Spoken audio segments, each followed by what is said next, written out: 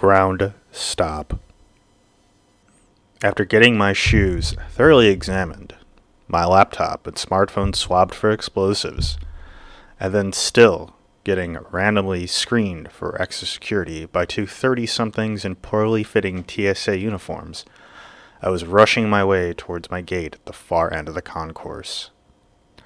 I was probably running as fast as I have at any point since high school gym class.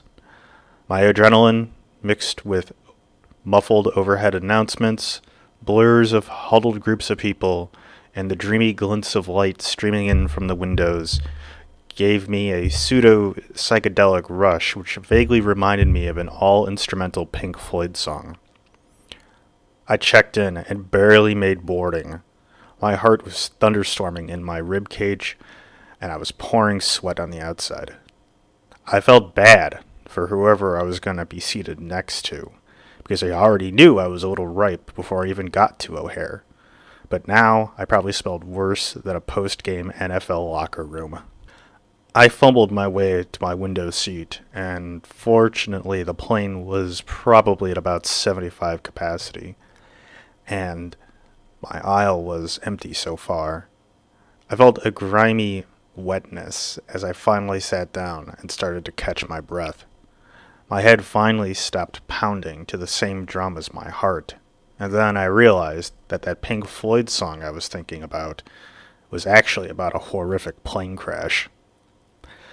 Another wave of people were boarding later than I was, and I suddenly felt a little stupid for pushing as hard as I did. Maybe part of me felt like if I hurried, I would get home quicker. It was a long flight back to San Diego, and even longer wait until I had my hands on a good dinner. My stomach turned over twice as I recalled all of the nasty hotel and boardroom meals I had over the last few days. And it only stopped doing somersaults when I started thinking about my wife's homemade chicken broccoli cheddar casserole. I looked at my watch, and I felt a crushing wave of despair wash over me when I realized that I was still probably 24 hours and at least one non-home-cooked meal away from that. I finally relaxed enough to realize I was clutching my carry-on bag, and I finally let it down at my feet.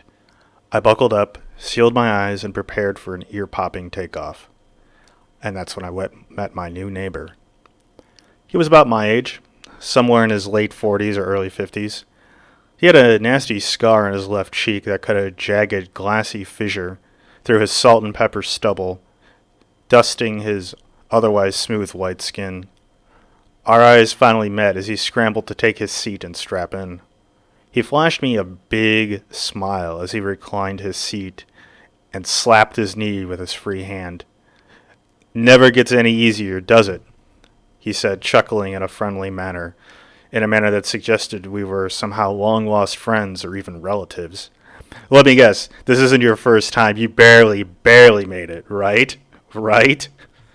I wasn't in the mood for his overwhelming friendliness, but I didn't want to be rude, so I merely curtly replied, "No, it's not." "I'm Henry Harper," he said, manifesting a business card out of his sleeve. "I've been on dozens of planes for dozens of reasons, and trust me, you're going to hate me for saying it, but it truly doesn't ever get any easier." I examined his card.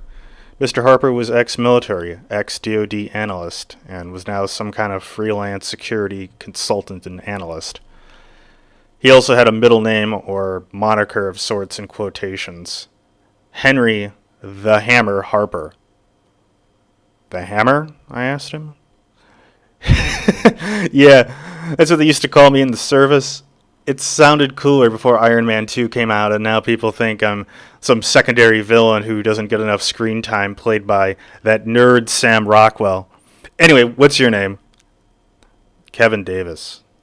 "And what do you do, Kevin Davis?" "Advertising, mostly for airlines. I was pitching something out here for United." "Any luck?" "Well, see, I think a lot of people expected the airlines to magically bounce back after COVID, but almost nothing has.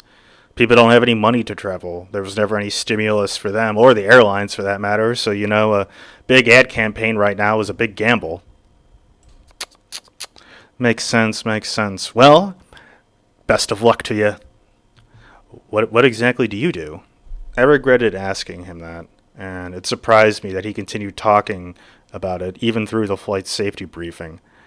Private security analysis. Sometimes for individuals, sometimes for big companies.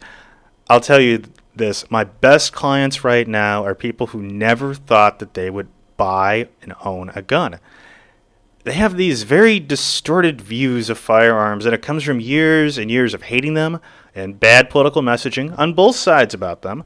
But when it comes down to it, push has finally come to shove, and they're, intimidated to go to a gun store. They see these big MAGA signs up in the front, and I try to navigate around all of that for them. And I think they're a lot happier for that. Hey, you by any chance don't want to purchase a gun, but haven't for those reasons, do you?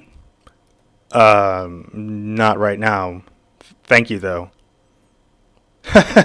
Well, it never hurts to ask, a little self-promotion. You probably hate that when people do that. He chuckled a bit too long for my current mood, and I decided to be overt about looking out the window as we started to pull away from the gate and taxi down the runway. Snow flurries fluttered past like tiny stars passing at warp speeds in the night sky as they reflected the runway lights. The lights in the cabin were dimmed, and the engine sounds became like a pillow, like a highway sound in the back seat when you're on a long road trip. The slight vibrations of the fuselage stopped as the tires lifted off, and the airport lights rapidly faded, leaving just soft orange glow beneath us. Aside from the snow flurries, there was no major weather between O'Hare and the coast. It was going to be smooth sailing all the way home. I blinked a few times as snow whizzed by the window, knowing that in all likelihood the next time I opened my eyes, I would probably be landed.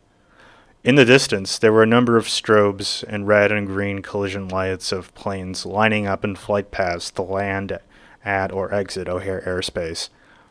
I watched one set of lights continue to ascend above us. Just before they were out of view, just before I was ready to surrender to sleep, despite the slight discomfort in my ears, I suddenly saw the entire cabin of that jumbo jet.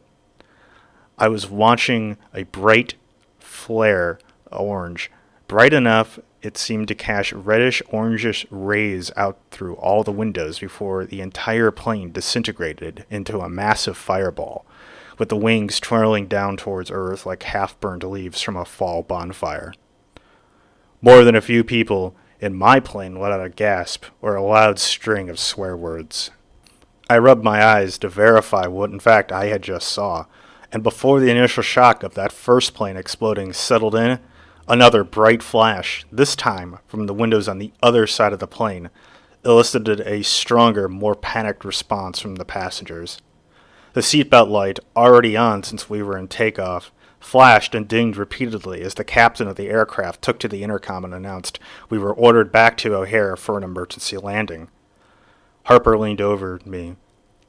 Well, even within my pre-COVID personal space zone, and tried to peer out my window. Did you see any streaks? He asked. Huh? I replied. Streaks. The plane suddenly banked violently, so sharply and in a downward angle I could clearly make out the orange and yellow lights of the infinite urban sprawl of Chicago. Streaks, Harper asked again, like fireworks coming up from the ground. No, I said. Why do you ask? Because then we'd know if there was some asshole hanging out around the runways with man pads. I looked at him cross-eyed as I gripped my seat, and my stomach tightened as a cacophony of screams continued to echo throughout the cabin. The aircraft seemed to groan under the strain as it continued improbably high-intensity maneuvers. As it seemed to reach the apex of that strain, at least one of the overhead bins popped open, showering the middle aisle with baggage, letting everyone let out another cry. What are you talking about? I finally mustered over the wet, ringing sound in my ears popping. You know, like Stinger missiles, he said softly. Well, probably not Stingers, probably some cheap Russian equivalent.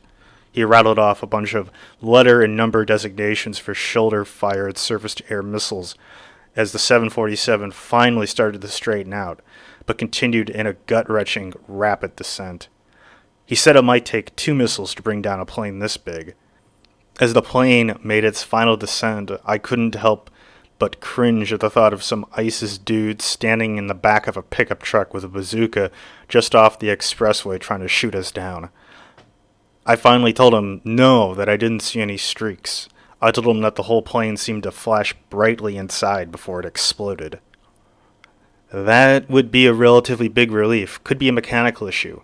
That is, if not for the second plane. Too much of a coincidence, Harper shouted. It was probably less than 10 minutes from the hard bank to the final landing, but it felt like forever. Even after what would come next, it was easily the longest 10 minutes or less of my entire life. As we touched down, everyone finally seemed to breathe a sigh of relief, until they got on their smartphones and started checking the news. Harper was no exception to the crowd and quickly stuck breaking news in my face as we crawled to a stop on the runway. Apparently 2 planes had exploded over Chicago, at least one out of LaGuardia and one out of LAX. It was being called an apparent simultaneous attack on airliners. All of them were large aircraft, 737 or larger. The FAA and Homeland Security were quick to order all planes to land immediately and issued a flight ban and ground stop, the likes of which had not been heard of since 9/11.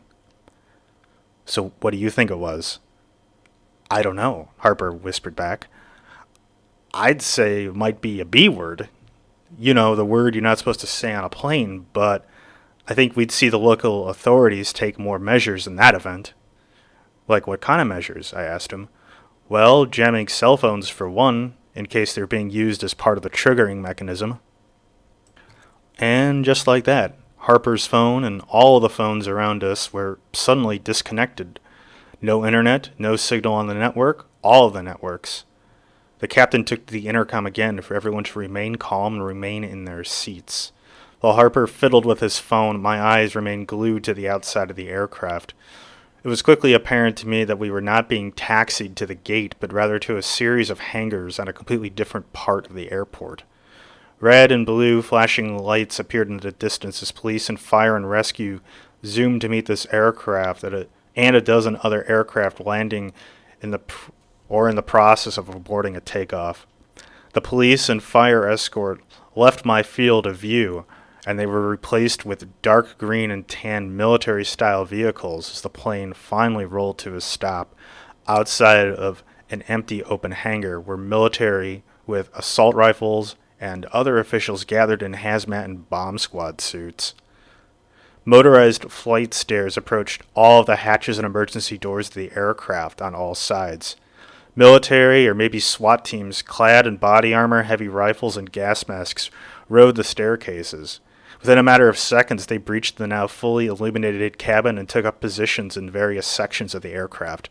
Men in black fatigues, with innumerable pouches on their vests and belts, and menacing black machine guns and gas masks with reflective eye ports, methodically emptied the aircraft, row by row, section by section, as fast as they could, ordering people to leave all their belongings besides their clothes and jackets behind on the plane.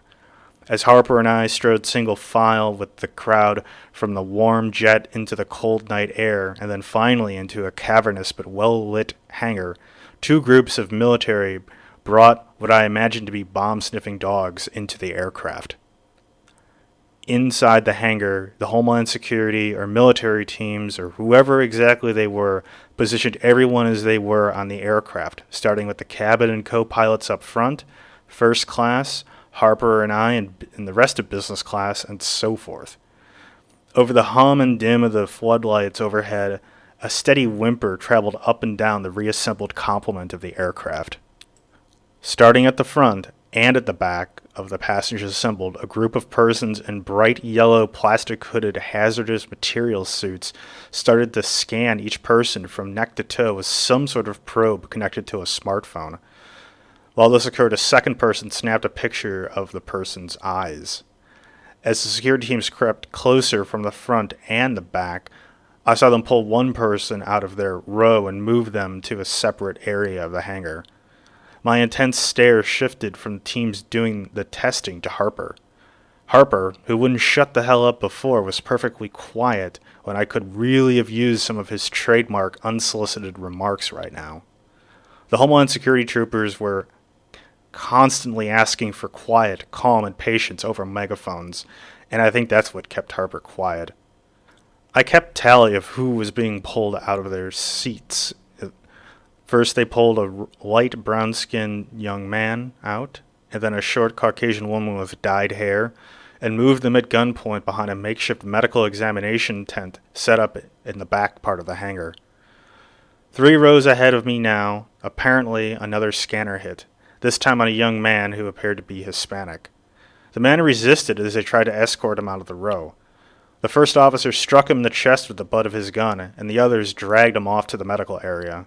They weren't too subtle about why they did this, and they mentioned something about him being a known trafficker, and mentioned if he could swallow a kilo of coke and crap it out later, he could certainly do that with explosives. They finally got to my row, and Harper was scanned first. The first 2 Homeland Security officers both exhaled heavily in their gas masks as they read Harper's scan result to themselves. And then they pulled over a third officer to examine their phone. The third officer then looked right at me, looked at the screen, and then looked at me again. Finally muffled, the third officer commanded, "Let's not risk it. Take them both." I broke into a hot, angry sweat as the first 2 officers yanked Harper away violently. I barely know this guy. I barely know this guy, I blurted out as the third one grabbed my arm and twisted it in a way that he seemed to gain full control of my torso and direction of movement. Yeah, I bet he was counting on that too. Did he give you anything? Did you see him do anything with your carry-on? I stuttered, and I stammered. I tried to speak, but I was too scared and too outraged. I finally pulled his business card out of my pocket with my free hand and handed it off. That's all he gave me, I swear. The third officer handed it to another set of officers guarding the perimeter of the lineup. As I was being yanked away from the group, the entire array of people broke into commotion. One of the passengers, the man seated behind me, suddenly fainted. The rows of people broke as SWAT medics and hazmat crews descended on the downed man. In the rush, the third officer loosened his grip on me, and we both got a decent view of what transpired next. One of the team members checking the man's vitals reported that he felt limp and ice cold even through his gloves. I could catch glimpses of the man between the frantic maneuvers of his attending medics. I could see his skin turn deathly pale white and then with a slight shade of blue. One of the medics cried out that they were losing him, and then 2 more medics brought over a squeeze-activated ventilator mask and a portable defibrillator. But before either extraordinary measures could be applied to the man, this man, who appeared to be slightly overweight 30-something years old, suddenly started to rapidly breathe. His flesh turned from blue to pale to white to red. He suddenly started to shake in some kind of seizure or convulsion as one of the medics reported his patient was suddenly burning up. After a few seconds of this, the medics looked physically unable to get close enough to the man to treat him, and the officer who had me in a hold screamed to get away from him, as now a red vein seemingly ready to pop out of his forehead started to throb. The man then let out a howling yelp before seemingly disintegrating into a smoldering pile of flesh and charred bone, with a burst of heat so intense it set the SWAT medic's clothes on fire. It also blackened and melted the yellow hazmat capsules of the 2 closest crew members. Writhing on the ground in a pile of melted rubber and plastic, the 3 medical attendants cried out for help, trying to free themselves from their own burning and melting suits as black smoke erupted from all 4 and started a raging conflagration. I looked on, mortified, until the officer who still had me in his grip pushed me away with the other passengers, who were now screaming and running away from the blaze in panic as firefighting foam was released on the human bonfire. After a minute, the order was given to clear the hangar as they feared the blaze would continue unabated and cause the self-contained breathing tanks on the hazmat personnel to explode. What happened next was a blur wrapped in the shock of the spectacle. I was held for 5 days for examination along with all of the other passengers and crew on the flight. We were moved to a government facility but attended to by some private contractor medical personnel. I was poked, probed, and needled by virtually every medical device in the facility. At no point did I get a clear answer as to what exactly happened, what I saw, or what they were looking for. They kept us almost entirely at arm's length the entire time, and they wore such extensive personal protective equipment to the point where I never actually saw one of my attendants' actual face, eyes, or even an unmuffled voice. Their identity, aside from their size, was fully concealed in their gear. The only things that I could say for sure, or surmise, was I was still somewhere near Chicago, and they kept everybody in an isolated state of quarantine. They were testing every fluid and tissue they could sample, looking for traces of some sort of toxin or pathogen. I would have loved some of Harper's running commentary through all the blood tests, stool samples, and tissue scrapings. I was released along with all the rest of the passengers back into military or Homeland Security's hands. We were told that our flight was the target of a terrorist attack by a person using a surgically implanted incendiary device, and we were being checked out in the event that there were other would-be bombers among us, and that we were now going to be released. I don't know how many people bought that explanation. I know that many of them wanted to sue, but that's probably not going to happen. My family had apparently driven to Chicago to pick me up. They moved us from the private facility on base by bus, then moved to another bus, and then finally a third military vehicle, and let us go at a city hospital. When we got out of that vehicle, it was the first time I had seen the sun in almost 6 days. I emerged into a world where the planes were still all grounded. I'll stop longer than that after the 9/11 attacks. The death toll was around 1,500 people between the planes and the people on the ground. I couldn't help but realize not only was I definitely not getting the United contract, but between the anemic post-COVID recovery and this, the downing of 8 airliners, nearly 9, and 5 days of stopped service, plus the apparent need now for even better security, the airlines were likely, almost certainly, to go bankrupt again. It took a couple days to drive back home, and I was fairly catatonic for much of the ride. My wife was very sensitive about it, and she didn't seem to mind doing the bulk of the driving. A few days after I got home, I was going through the mail and found an issue of Scientific American, which I felt was odd, since I did not have a subscription to Scientific American. Inside the magazine was a dog-eared page with highlighter scribbles around an article describing the possibilities of the creation of viruses as a treatment for certain metabolic disorders, but also the threat that they may pose to the patient as well as others. There was even a section highlighting a whole subculture of biohackers using a technique called CRISPR gene editing to engineer potential modifications to viruses and bacteria to perform similar treatments or enhancements on the human genome, with all kinds of potential pitfalls. It had been decades since biology class, but something my high school bio teacher said to me about the human body always stuck with me. The human body contained tons of potential chemical energy stored primarily in fat and the digestive tract, but also in various metabolic processes. And if improperly managed, the human may as well catch fire and burn itself down along with everything else around it. It would seem, based on everything that I had witnessed, somehow someone had figured out how to take all that potential energy and make anyone a human bomb. What I saw happen to that man Didn't seem like that bomb was surgically implanted.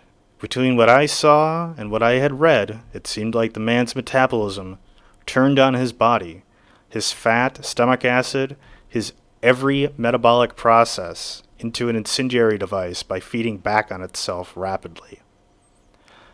It occurred to me that our intensive medical examination was probably not to see if anyone else had a bomb surgically implanted in them, but if any of us were also carrying the toxin or pathogen that caused the spontaneous human combustion. Not only did it occur to me that it was entirely possible the person who exploded may have been infected by that toxin or pathogen without their knowledge, but also that the toxin or pathogen could contaminate or be contagious to others on the plane. The article concluded with 2 cursive H's written in the same highlighter. I pondered the whole incident from takeoff to the article before deciding to try to call Harper. I wanted to ask him how he got my address, because as far as I could recall, I never gave it to him. The number on the card I eventually got back from my time in, quote, protective medical custody, end quote, returned a disconnected notice when I called it. I put the phone down and exhaled loudly, trying to brush off all of that which had transpired as just a lucky near brush with death. Work gave me a week off, and there was little to do, so I spent a lot of time watching TV. Flipping through the channels, I came across a breaking news story leading on all the major networks. After declaring bankruptcy a mere 24 hours earlier, Congress and the President agreed to a massive bailout package for all of the airlines. The President, flanked by congressional leaders, took turns congratulating themselves in front of airline CEOs and lobbyists dressed like pilots, flight attendants, and aircrew, as they touted the bill's benefits for the average American, quote unquote. While I knew this to be BS, while I knew a PR campaign when I saw one, for the moment at least, I couldn't help but be elated as my firm would likely get the big ad campaign deal done within a week or less. I was captive for the rest of the ceremony. As the camera swung over the proverbial wolves in sheep's clothing, I couldn't help but notice one of the men, dressed like a fake pilot, standing alongside the CEO of United, American, and Southwest Airlines, with a happy, cheery, friendly face, with a jagged scar running down his left cheek.